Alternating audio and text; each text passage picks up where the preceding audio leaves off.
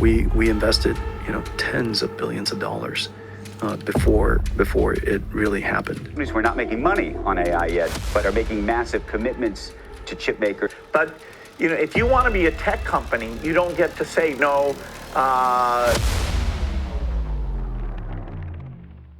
This was year 2022, when world saw the beginning of AI era for consumers with the launch of a chatbot, ChatGPT. AI-powered chatbot, ChatGPT. Special focus on ChatGPT. Imagine a world where computers can talk to us like our best friend. And instantly it became a part of our lives, and for the first time millions of normal people, not just tech nerds, were using artificial intelligence every single day, helping them to reach 200 million users in just 2 months. This felt like the iPhone moment all over again.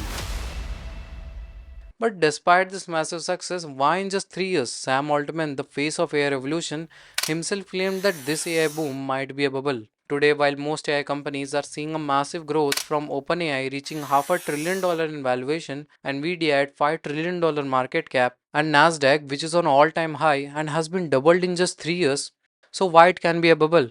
I mean, if you look closely, there is something weird going on in the market. Michael Burry, the man who predicted the 2008 financial crisis, is betting his investments against AI, specifically Nvidia and Palantir. While Warren Buffett, one of the greatest investors in the history, dumped over 134 billion worth of shares alone in 2024. So here the question is AI really a bubble? To understand this, in this video we will learn 3 key indicators on why it can be a bubble, and by the end of this video I will share my opinion on what I think it is. So let's get started.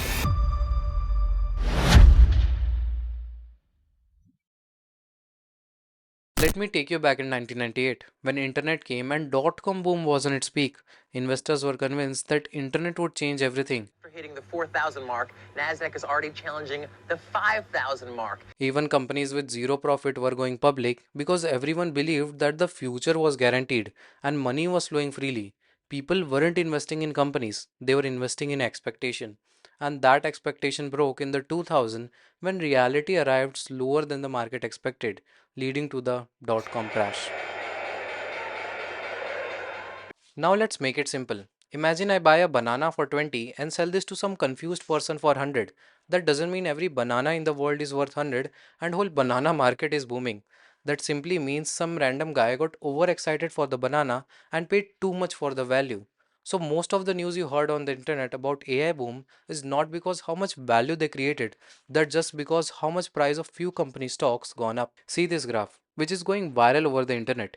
Here you can clearly see how big companies are artificially increasing their valuation, although it looks confusing, but in short, what is happening here? Nvidia is investing their money into OpenAI, then OpenAI buys cloud services from Oracle. Oracle then uses that money to buy Nvidia chips, and again Nvidia invests in AI companies. It's almost like paying your customers so they can keep buying from you. Although I made it super simple, but this cycle repeats on multiple levels in the same set of companies. It's like I pay 1000 to a man to dig a hole, and then that man pays me 1000 back to fill that up. Technically, we both had a revenue of 1000, but do you see any value creation? Not really. Today, OpenAI is valued over $500 billion with a revenue of just $12 billion. But the profit aren't disappointing, they are zero.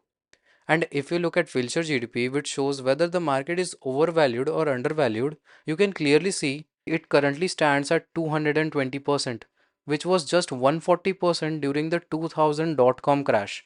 So valuation rising because of loops is one thing, but real problem occurs when you start looking how companies are spending on those inflated expectations.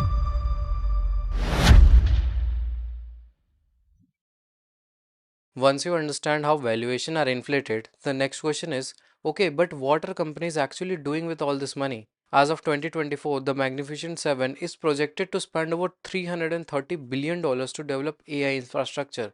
Similarly, OpenAI has claimed to invest $1.3 trillion in the coming years to develop compute infrastructure as they need. How can the company with 13 billion in revenues make 1.4 trillion of spend commitments? Brad, if you want to sell your shares, I'll find you a buyer. The belief is that every dollar put into AI today will multiply tomorrow. But it has also created a flood of AI tools that look smart but burn cash quietly.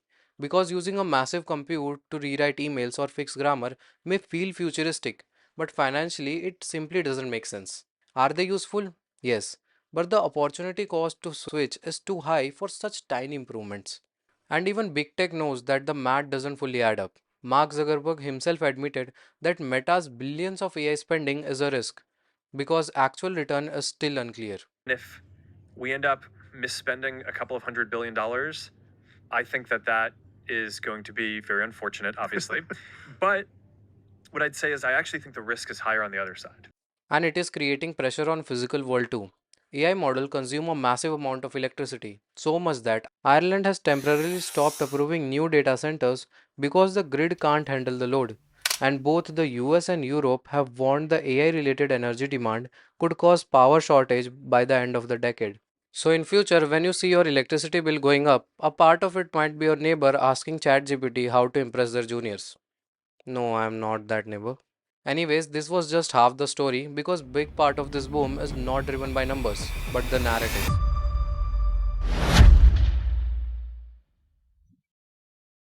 Today, companies don't need massive profit or breakthrough innovation to impress the market. They just need to add one line in their pitch: AI enabled. Because investors are pricing AI what it might become in the future, not what it is actually delivering today. And this is not just my opinion. Data shows that even mentioning AI once in an earning call is enough to create a stronger stock reaction. That's why even simple products like fridge, washing machine, and simple apps come with the AI enabled tag today. And that's not just corporate race, but countries like China and the US are competing to build the next big AI model. Because now AI is seen as the strategic power, not just a normal business. At the center of this global race are the Magnificent Seven, together holding 37% of the entire S&P 500. And when a group that large sit on the top of the market, their direction becomes market direction, and even one of them fails, it can shake the entire economy. And even they know that government won't let them simply collapse if they fail. In some level, at some level, when something gets sufficiently huge, whether or not they are on paper, the federal government is kind of the insurer of last resort. So companies move fast because they are scared of being left behind tomorrow. And that's why more than half of the new AI startups are just wrapper apps created to ride the hype, not to create actual value. So, what's my personal opinion on all this scenario? In my opinion, yes, it can be a bubble. But keep in mind, I'm not a professional analyst, I'm just here to provide you facts on what is happening around. AI as a technology is definitely the future, but the reality and expectation doesn't match today. It's like Cisco in 1999, great company but wrong valuation leading their crash for short term. Nvidia today also has the same story. It's just a matter of time till we know the results. So what's your opinion? Drop down in the comments, and if you want to know how debt bubble works, watch this video. I'll see you there. Thank you.